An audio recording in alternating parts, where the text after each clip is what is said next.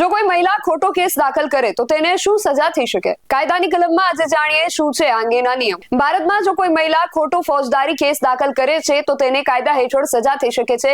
તાજેતરના વર્ષોમાં અદાલતોએ ખોટા કેસોના દુરુપયોગને ગંભીરતાથી લીધો છે અને દોષિત ઠરવા પર મહિલાઓને જેલ અને દંડની સજા ફટકારી છે. આઈપીસીની કલમ 182 અને 211 હેઠળ ખોટી ફરિયાદ દાખલ કરવા અથવા નિર્દોષ વ્યક્તિને ફસાવવા પર 6 મહિનાથી 7 વર્ષ સુધીની સજા અને દંડ થઈ શકે છે. જો ખોટા આરોપોથી કોઈની પ્રતિષ્ઠાને નુકસાન થાય છે તો પીડિત પક્ષ માનહાનિનો દાવો દાખલ કરી શકે છે, જેમાં નાણાકીય નુકસાન વસૂલ કરી શકાય છે. બાળકોના જાતીય શોષણ સંબંધિત કેસોમાં ખોટી ફરિયાદો દાખલ કરવા બદલ અદાલતો કડક વલણ અપનાવે છે. ઉદાહરણ તરીકે બિજનોરમાં એક મહિલાને ખોટો પોક્સો કેસ દાખલ કરવા બદલ 3 મહિનાની જેલ અને દંડની સજા ફટકારવામાં આવી હતી. તો દિલ્હી હાઈકોર્ટે તાજેતરમાં 498A ના દુરુપયોગ અંગે ચિંતા વ્યક્ત કરી છે, જ્યાં ખોટા આરોપો લગાવતી મહિલાઓ વાસ્તવિક પીડિતોને ન્યાય મેળવવામાં અવરોધે છે. દિલ્હીમાં એક મહિલાએ તેના વિરોધી પર તેની 5 વર્ષની પુત્રી પર રેપ કરવાનો ખોટો આરોપ લગાવ્યો હતો, જેથી તેને મિલકતના વિવાદમાં ફસાવી શકાય. કોર્ટે તેને કાયદાનો દુરુપયોગ ગણાવ્યો અને મહિલાને 1 લાખ રૂપિયાનો દંડ ફટકાર્યો. બરેલીમાં એક મહિલાએ ખોટો રેપ અને અપહરણનો કેસ દાખલ કર્યો, જેના કારણે એક નિર્દોષ પુરુષને જેલમાં મોકલી દેવામાં આવ્યો.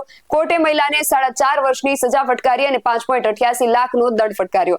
ટૂંકમાં, જો કોઈ મહિલા ખોટો કેસ દાખલ કરે છે અને તે કોર્ટમાં સાબિત થાય છે તો તેને જેલ, દંડ અને માનહાનિ જેવા ગંભીર પરિણામોનો સામનો કરવો પડી શકે છે.